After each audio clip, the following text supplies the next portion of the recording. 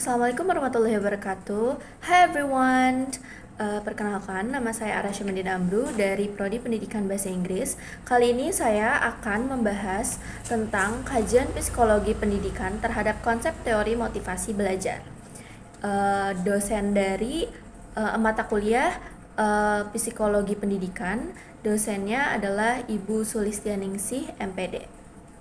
Jadi pada slide pertama kita akan membahas tentang kajian psikologi pendidikan terhadap teori motivasi belajar. Apa aja sih kajian yang akan kita kaji dalam materi ini? Yang pertama itu adalah kita akan membahas pengertian dari psikologi pendidikan, pengertian motivasi belajar, peran psikologi pendidikan dalam memahami motivasi belajar, teori-teori motivasi belajar, faktor yang mempengaruhi motivasi belajar, dan juga yang terakhir kita akan membahas strategi peningkatan motivasi belajar dalam pendidikan. Nah, selanjutnya di slide kedua, pengertian psikologi pendidikan. Psikologi pendidikan adalah cabang psikologi yang mempelajari bagaimana manusia belajar dalam lingkungan pendidikan, aktivitas intervensi pendidikan, psikologi pengajaran, dan psikologi sosial sekolah. Lalu pengertian motivasi belajar adalah dorongan internal dan eksternal pada peserta didik yang menimbulkan semangat dan Nah, selanjutnya pengertian motivasi belajar. Pengertian motivasi belajar adalah dorongan internal dan eksternal pada peserta didik yang menimbulkan semangat dan kegairahan untuk belajar dalam menuntut ilmu dan mengarahkan dan mempertahankan kegiatan belajar untuk mencapai tujuan tertentu.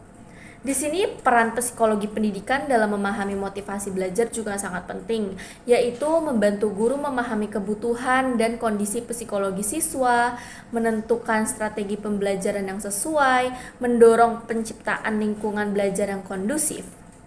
Selanjutnya ada teori-teori motivasi belajar. Di sini terdapat kurang lebih 6 teori. Yang pertama itu adalah teori behavioristik, itu B.F. Skinner.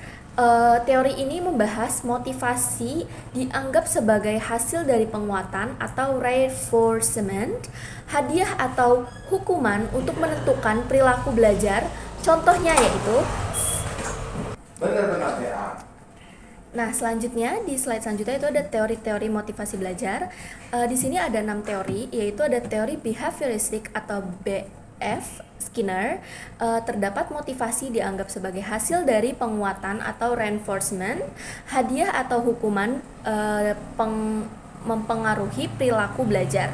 Contohnya, siswa diberi pujian setelah menjawab benar akan lebih termotivasi belajar. Yang kedua ada teori humanistik atau itu teori humanistik dari Abraham Maslow. Di teori ini menekankan pada aktualisasi diri dan kebutuhan dasar. Hierarki kebutuhan Maslow fisiologis, rasa aman, sosial, penghargaan, dan aktualisasi diri. Siswa akan termotivasi jika kebutuhan dasarnya terpenuhi. Lalu yang ketiga ada teori kognitif dari Albert Bandura. Pada teori ini, penekanan pada keyakinan diri atau self-efficacy dan tujuan pribadi. Lalu yang kedua juga ada motivasi yang muncul dari keyakinan bahwa seseorang mampu mencapai hasil yang diinginkan. Lalu yang keempat ada teori motivasi prestasi dari David McClelland. Di sini ada 3 kebutuhan utama, yaitu kebutuhan berprestasi, afiliasi, dan kekuasaan individu. Dengan kebutuhan berprestasi tinggi akan termotivasi oleh tugas-tugas yang menantang. Lalu yang kelima ada teori atribusi dari Bernard Weiner. Pada teori ini dia berfokus pada bagaimana individu menjelaskan keberhasilan atau kegagalan dalam suatu atribusi internal atau usaha kemampuan. Terus eksternal seperti nasib, kesulitan tugas. Dalam cara ini mengatribusi hasil belajar untuk mempengaruhi motivasi selanjutnya.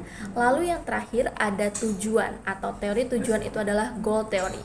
Tujuan pembelajaran yang mempengaruhi motivasi siswa, yaitu ada mystery goal, fokus pada pemahaman materi, performance goal, fokus pada hasil atau nilai. Lalu pada slide selanjutnya kita akan membahas tentang faktor-faktor yang mempengaruhi motivasi belajar.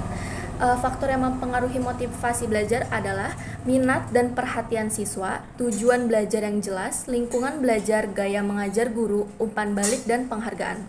Di sini juga ada strategi peningkatan motivasi belajar dalam pendidikan, yaitu memberikan penguatan positif, menciptakan suasana belajar yang menyenangkan, mengingatkan materi pembelajaran dengan kehidupan nyata, seperti mengaitkan materi pembelajaran dengan kehidupan yang nyata yang sudah pernah terjadi. Lalu mendorong keterlibatan aktif siswa, menyediakan tantangan yang sesuai dengan kemampuan siswa. Nah, kita sampai pada slide terakhir, yaitu kesimpulan. Dari kesimpulan tersebut, motivasi belajar merupakan aspek krusial dalam proses pendidikan karena berperan sebagai penggerak, pengaruh, dan pemelihara perilaku belajar siswa. Kajian psikologi pendidikan membantu kita memahami bagaimana berbagai teori motivasi, baik dari pendekatan behavioristik, kognitif, humanistik, hingga teori tujuan dan atribusi, memberikan kerangka dalam memahami dan meningkatkan inovasi siswa. Setiap teori memiliki kontribusi unik dalam menjelaskan faktor internal maupun eksternal yang mempengaruhi semangat belajar. Lalu selesai. Oke, sekian dari saya, penjelasan dari saya. Wassalamualaikum warahmatullahi wabarakatuh.